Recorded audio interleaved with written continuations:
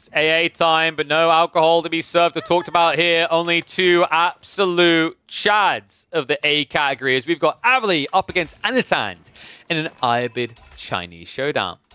This is really cool, actually. Anatan, he's one of my favorite people to watch in China. He has some very creative and unorthodox approaches to them that always just has my jaw dropping. Even when he's playing a boom game, it's not your classic boom game that puts you to sleep. Well, unless you're the enemy, in which case Anatan's going to try to put you to sleep permanently. Abbasid on the other side of this with the Ayyubids, I think that's maybe going to be our more atypical anchorage here. Abbasid doesn't put as many games in at the moment, and when I have watched him play Ayyubids, I haven't seen too much diversity compared to, you know, what we're used to seeing. But that's what I think makes this exciting, right? You've got the, boo, he's going to go military wing, growth wing build, versus the, I don't even know where to begin with this. But we're going to begin with the Dark Age. In fact, let's hit the speed up a little bit, because I'm curious to see what the choice is going to be. We already have that really cool opening. Anatan does this a lot, guys, actually. He loves 2 scout openers. It's really effective. It's really cool with China, especially because you have the extra vision, rather. You see the whole map so quickly, and you're able to easily eclipse the sheep count your opponent. And it's impressively showing, right? 6 sheep for the Ayyubids, and they're going to get none. None more. That's it. That's everything they get. There's nothing else in this northern corner. So 6 sheeps on the Ayyubids. And remember, that's the maximum they're getting because they don't touch the sheep. They go straight onto the berries. Opening is going to be the military wing, so pretty much as expected here. And same on the other side. Imperial Academy, there's no getting away from this. If you guys are new to the Chinese and you want to know where you begin to win with the Civ, this landmark. Some of you are like, wait, but KP, I saw the Barbican Rush game on your chat. No, those days are gone. The Barbican Rush very rarely feels worth it anymore, but this Imperial Academy play is, oh my god, so succulent. It's such an uber flex move, actually, for this Civ. Ever since they buffed it further as well, where now you get the discount on each Imperial official, it's wild. And, you know, I don't agree with this particular detail. I'm not a big fan of what Anatan done here. He did not build an Imperial official at all. It's weird though, right? Like, I'm baffled when people don't build the IO in a lot of games. Maybe the one difference is with Anatan's build, he did go 2 scouts. So 2 scouts, you already have less villages, ergo an Imperial official gives less value compared to just going for the tech up first and IO afterwards. So yeah, kind of an intriguing thought there. Official is now going to be added in. Ayyubids on the other side of this should just be doing the standard, right? Desert Raider into continued growth. I'm curious, do you fast castle if you're the Chinese? I'm trying to think how you could play this earlier. I mean, you can at least build a stables, build 2 or 3 horsemen, but then you're locked into lances against lances, which are of the camel variety, right? Which is a losing battle for the Chinese, even with a better economy.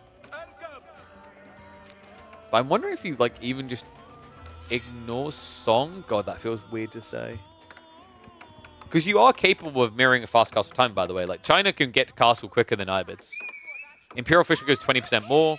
And this is a Civ that can build much quicker than any other Civ in the game, with the exception being Zhuge Nu.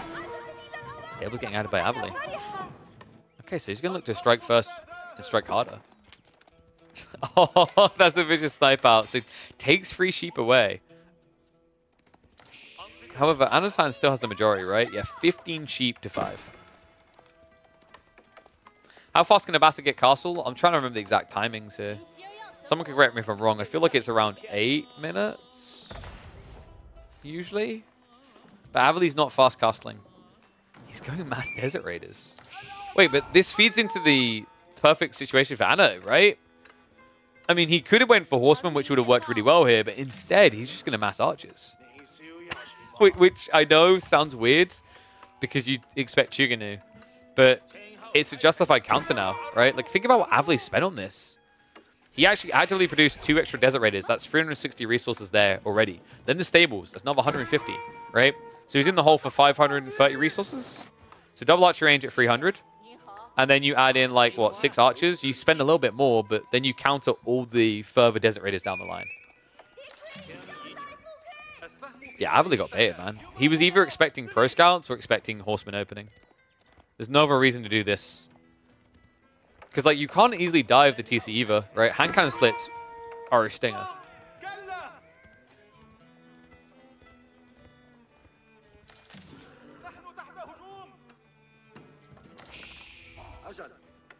I just look at my chat to the comment. That's why you touch them, like Kazva. Yeah, Kazva does like to reach out and touch people in the early phase of the game, right? But Anatan, it's kind of interesting. Like, I think Anatan has this nice tempered combo of being that type of player sometimes, but then also being a more strategic mid-game player.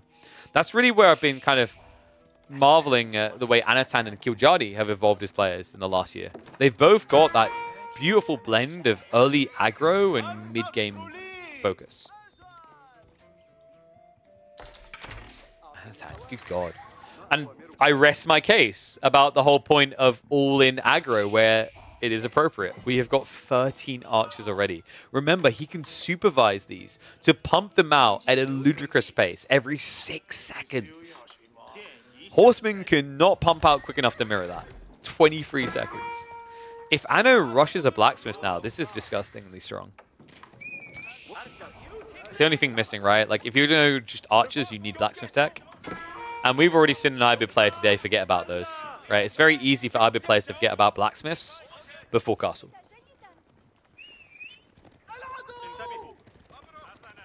So archers are going to start getting cut. I know, still no steel to hurry though. There we go. Call the boy out and he will make his move. So Imperial Official should be supervising this. It comes in insanely fast, right? Meant to be a minute, and just like that, it's 20 seconds away. I'm telling you guys, supervision is wild. Yeah, I feel like when we're talking about OP things in the game, or like incredibly strong at least, it's something that kind of gets glazed on, but never really highlighted just how ludicrously powerful it is. The level of flexibility that an Imperial Official has, I can't think of many units that match that, right? It can provide eco, it can provide tech, it can provide military. All in one unit. Archer's moving in. Avali, oh no! Okay, so this is one of those situations where Avali's kind of weird build is beneficial. He did go wheelbarrow, which a lot of Ayyubid players don't bother with as they rush castle. But that actually paid off. That should have been 5 villagers dead. Instead, it's going to be 4. Okay, 6 villagers dead. Instead, it's going to be 4. Steel down now being prepped for him. Has already got the undermesh, so Anatan needs to be a bit careful because getting out of this now just became almost impossible. Right around the back is so sneaky by Anna as well. I'm a bit worried about the throwaway archers here, though. Like, maybe just send extras into different areas and just try to crack eco, because you're going to lose these guys. Yeah, no damage really coming out whatsoever here. Does try to trade with the back line, but it's too little too late. Idle out on the backside. And Anatan is now 7 eco units ahead. 3 of them should be taxmen. Actually, 4. More archers coming. At what stage do you look at this and go, maybe Zhuge Nu was worth it? Because we're kind of reaching that stage, right? But Barbican, 600 resources. I think the problem for Anatan, and this is why he didn't go Barbican, is his paranoia is if he goes Barbican, and Avali saw that, Avali will have just rushed Castle Age, and you're just kind of stuck at that point.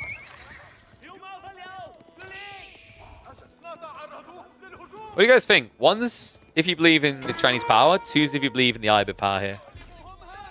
I'm actually curious now. Where do people lean on this?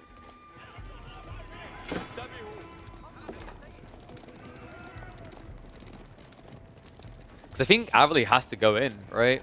Which is a weird feeling when you're feudal age Ayubids, but if you fall back now for a tech up, Anatan can just double down archers, right? So you're always having to invest.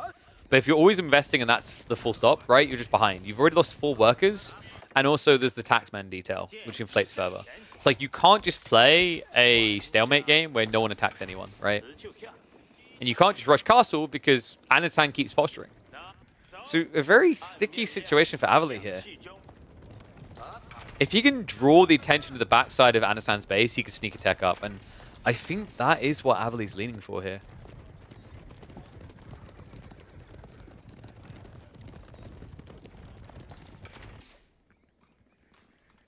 I know, hunting towards Avali's base, and it looks like the berry mass might be in trouble. In fact, Avali's lack of vision here could cost him dearly. Archer's moving in. It's going to be a trade. There's a move into the enemy base from Avali here. As he looks on that tree line. At the same time, Archer's in on the berries.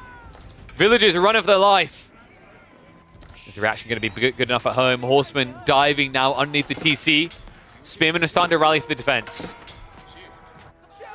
Anno needs to keep trading. Defensive archers are going to try to hold their ground. Remember, Avali's been producing them. He only sent the cavalry in.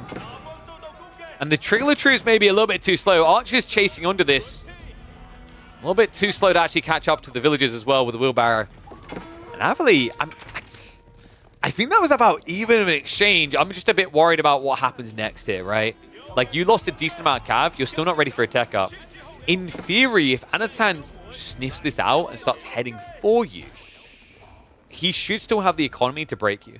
However, Anatan's economy is heavily miscued right now. 1,300 gold? Are we trying to bribe Avali for a win here? I'm not sure exactly where we're going with this. Mistaxing, right? It happens all the time. Farms also getting added in by Annas. Not a sight we're used to seeing for the Chinese at this stage, but kind of a shaky situation. And it looks like Avali now has got the military lead.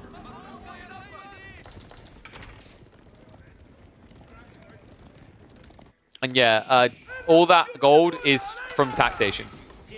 Can we now just agree that the Imperial Academy is too good? Right? Like, can we just really be honest about this? He had over 1,000 gold. He has only gathered just under 300 gold from this mine in this game. The rest has been taxation. That is quite frankly ludicrous. What a civ. I just can't, man. Yeah, 100% gold with the influence. Remember, each archer is worth 8 taxation, but that ends up being 16, right? It's like, watch this number. 0. And drum roll. Oh, wait. Is that 8? I thought it was meant to be 16.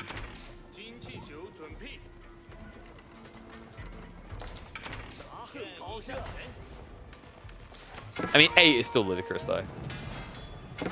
That's a 10% rebate, right? On every unit produced.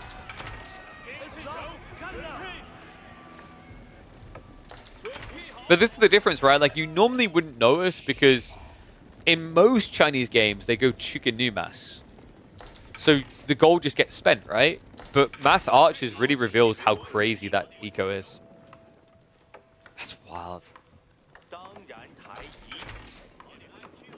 I'm starting to think Avali's been baited here, folks. Anno's starting to save up for castle. Avali, did he pull the trick? Oh, okay. No. He went advancement. That explains it. Still, you're about to see how crazy the Chinese tech timing is that I was talking about. Watch what happens here. Right now, Avali is 43 seconds away. Start the clock.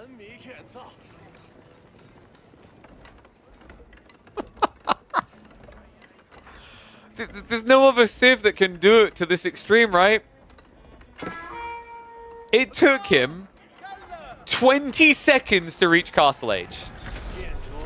And he's still 20 seconds ahead of Advancement Wing. What a position to find himself in. And remember, you can also have this inflated military lead now because you can easily supervise for archer veterancy if need be. Absolutely wild. And there it is. Coming in 20 seconds. Anatan can march forward fast here.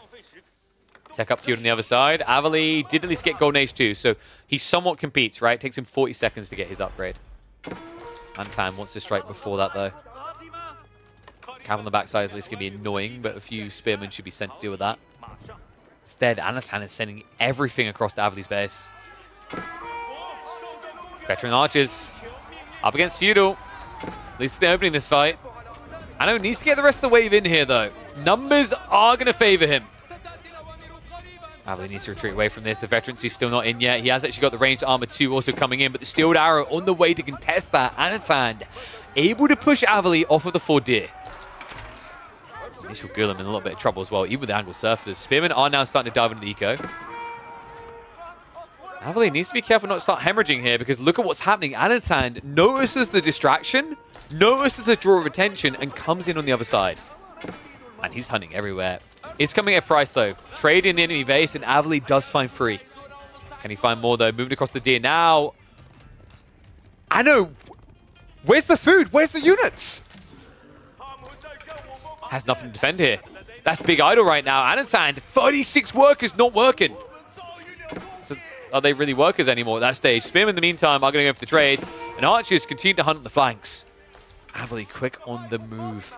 Gets just out of range before those Archers arrive. And what an insane turn there. Avali, dicey situation. A game where he could not go for that growth wing. And yet he still manages to keep it competitive. Now just a 4 villager difference between the two. Military lead, however, is starting to build for Abbasid. Ah, man, I'm impressed. I actually think Avali, that what he just done there wasn't easy. Like, that read on that kind of looked like the game was going to fold straight there, but quick on the move in, punishes Anatan for the overextension. Now, arguably finds himself in a fairly favorable situation here, right? Military lead should be big enough that he should be able to kind of take control of the mid-map now.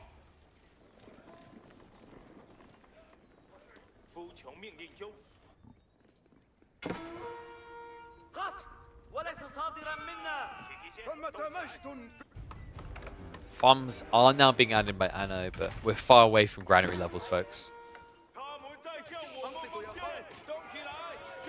The interesting part is, like, Avali's playing full flank resources, Anatan is not. So that means that Anno theoretically needs less to defend, whereas Avali has to spread more, right? So that's just something to kind of be conscious of here, is if Anatan can keep finding food, he kind of has an edge there. The downside is if he fails to build enough eco lead over 2 or 3 raids, Avali's army will be big enough to dive the enemy base. Wait, psych, I forgot. We're watching Chinese gameplay. If only there was a landmark that gave them the way of winning every single game.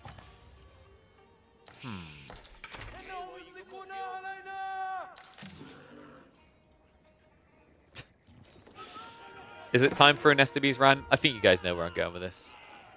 The unit is absurdly overtuned, still.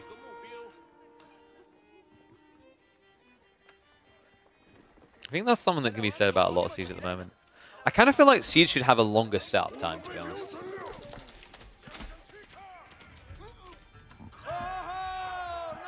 But it's expensive. I'm sorry, what? 300 is not expensive. For a Nestabees that can beat 20 units, that is not expensive. Right? 300 versus 30-50 times 20. That's 1,600 resources that can get counted by 600 resources. I'd say that's a pretty damn good deal. Nice raid here by Anno. Yeah. No. Clock Tower makes them absurdly, insanely tanky. Insanely doesn't quite cover it. 195 HP. Even Springwalls don't feel like they counter this appropriately. Ludicrous strong tool in the arsenal of the Chinese. He already has 2 of them. Springwall now being prepped as well. Avali kind of needs to go on the offensive just to try and contest relics, right? Because, like, there's always a fear that a Chinese player is going to go for that. With taxation, you can easily afford to go into monks, and there you go. Another crazy detail about the Sith, they can supervise that. It takes them 10 seconds to pump monks out. Absolutely wild.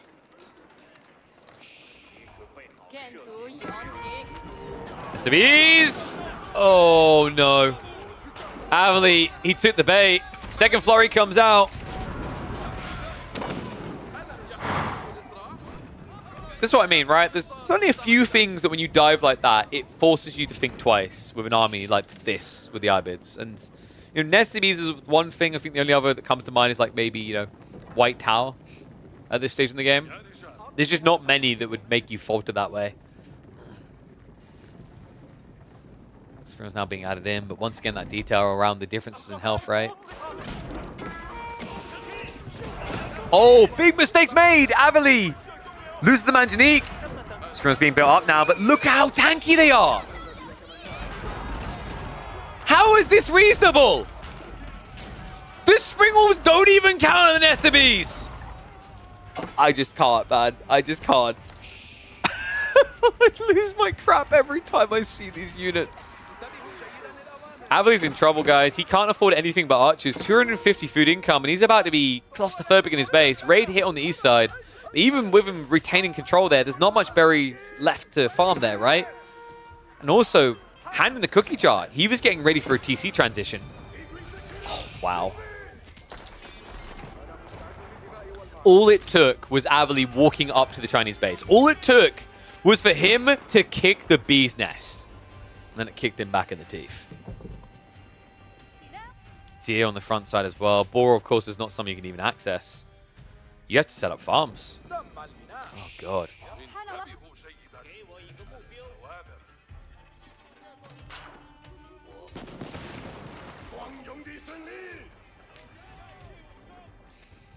Yeah, kind of a weird game, right? Like, I was actually impressed that the Ayubids were in such almost a dominant position in feudal at one stage. Like, just not something you ever expect to say about Ayubids. A civ that tries to dodge feudal all the time, but now they're deeper in Castle Age. Like, the inevitability, the truth of it becomes also apparent, right? Like, Anatan had to outplay to get this position to a certain degree, sure. But this is kind of what I mean by it can be very Chinese favored. Even if you went Camel Lancers, what is China do? They just hunker down with spears in their base, right? I think that's why Avali tried to lean more into archers than go Gullums. I actually like the Gullum detail. I just think he didn't have enough Gullums. He never reached critical mass. If you do, then those nested bees can get shredded, right? Because archers can't really frontline. But what was the maximum we had? Was it 8? Maybe 9? It's just not going to cut it.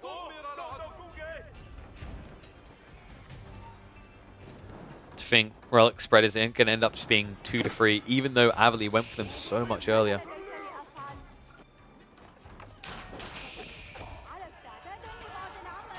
And we're starting to reach Palace Guard flood point. That means farms are on the way, right? Yep. Already got the clusters down here. No granaries yet, but that should come eventually. Need to activate the Song Dynasty first. You know, I'm going to say something weird. I wonder if Avali could have maybe doubled down on feudal little. Was that possibly an option here? It's so weird to say, but I have to wonder. You feel bad about it because, like, if you pick Ayyubids to go full feudal, why didn't you just pick Abbasids, right? Like, you're fundamentally just playing a worse version of Abbasids at that stage. But it did feel like there was a moment where you almost had Anatan's number. Not anymore, though. A keep drop now next to the House of Wisdom. I think you just build a Siege Workshop and build Rams here, right? Like, this is kind of wild. This is truly unhinged gameplay right now. And that's all you ever should expect the Chinese. They love this maneuver. Relic denial as well, so only 2, not 3 in the end. Just a reminder that this is not your base. He even built a monastery to pick up the Relic. Dude, this is just cruel. Have mercy.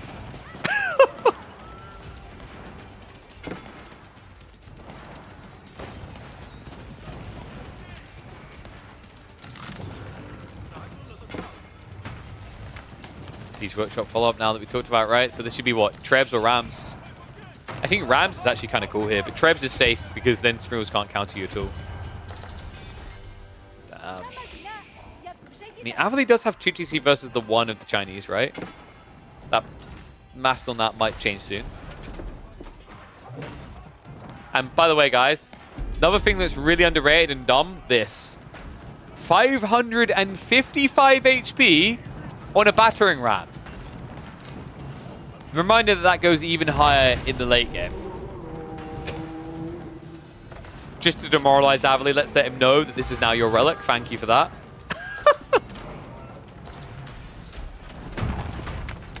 The fact he's building clock tower battering rams, I just can't, man. Look at the difference in health. 370, 555. Like, what do you do with this? How do you do this?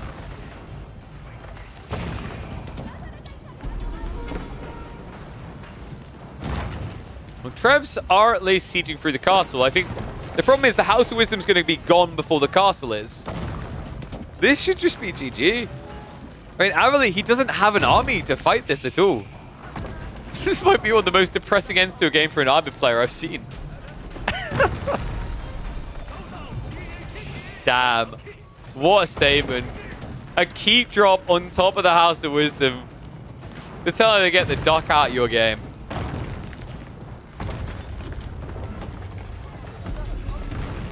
House of Wisdom down. TC next on the chopping block. I don't know why we'd ever run away. Just run in.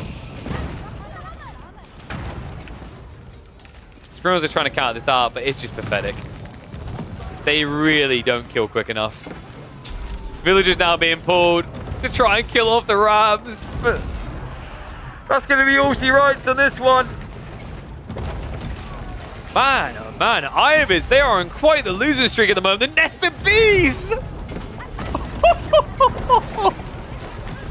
War crimes committed these days, but honestly, in my opinion, picking Ayyubid should be a war crime itself. So salute. Don't dispute. China, proving why they're such a top-tier pick. Ayyyubids, the one-dimensional nature feels like nothing but bitter defeat.